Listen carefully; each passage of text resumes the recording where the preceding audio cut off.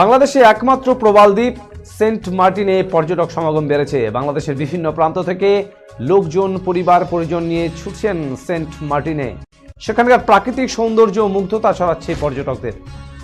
Cox's Bazar train চলাচল শুরু হওয়ার পর থেকে পর্যটক পেরেছে সেন্ট মার্টিনে। কক্সবাজার সেন্ট মার্টিন ও টেকনাফ সেন্ট মার্টিন রুটে পর্যটকবাহী 6টি জাহাজ চলাচল করছে। কোনোটিতে আসন খালি থাকছে না। এসব জাহাজ প্রতিদিন প্রায় 3000 পর্যটক সেন্ট মার্টিন দ্বীপে ভ্রমণ করছে। সেন্ট মার্টিনে শতাধিক হোটেল, মোটেল ও কটেজের কোনো জায়গা ফাঁকা নেই। জানা গেছে প্রবাল দ্বীপ সেন্ট মার্টিন নামটি পর্যটকদের কাছে যেন এক অসাধারণ সুন্দরের হাতছানি। প্রায় 8 বর্গ কিলোমিটার আয়তনের দ্বীপটি, অনেকের কাছে দ্বীপটি পরিচিত নারিকেল জিঞ্জিরা নামে। দ্বীপের নৈসর্গিক সৌন্দর্য অবলোকনে প্রতিদিন অন্তত 10,000 পর্যটক সেন্ট মার্টিন ভ্রমণে যান, যে কারণে বাংলাদেশে একমাত্র প্রবাল দ্বীপ সেন্ট মার্টিনের অপার সৌন্দর্য হাতছানি দেয় পর্যটকদের। ঢাকা থেকে হাবিবুর রহমানের report. With unforgettable night of music, dance and celebration. For more information, call us at 99326 22228 or 03582 222 555.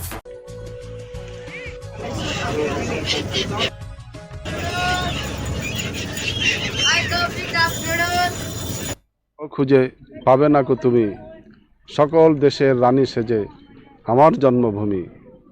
সেটা তো এই বাংলাদেশ।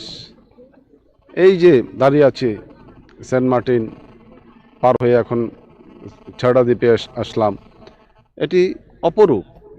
একদিকে সূর্যাস্ত যাচ্ছে, আরেকদিকে প্রকৃতির যে অপরূপ যে সৌন্দর্য তা সত্যি বিস্ময়কর।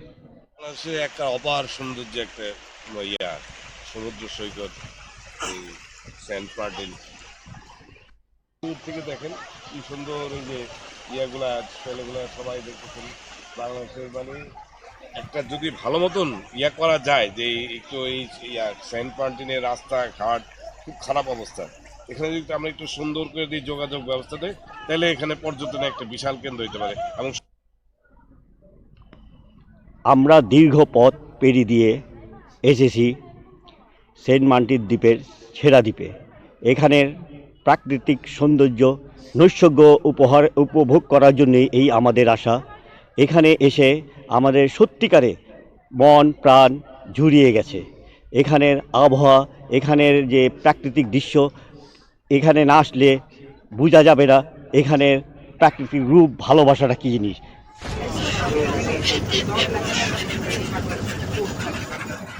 Technically